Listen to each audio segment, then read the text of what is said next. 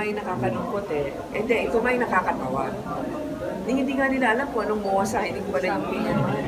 Sana kung gumawa sila ng dahilan, inayos na nila kung ano pa yung sasabihin nila. Diba? So, hindi ko naman iniinsulto maski na siguro si Chairman Lim ay frustrated na rin. Naiintindihan na hindi madali ang trabaho na yan. Pero pag magpakita ka at magpakatuto ka sa ating mga kababayan, sabihin mo, nahihirapan na ako. Hindi nakikinig eh, hindi ganito. Maiintindihan natin.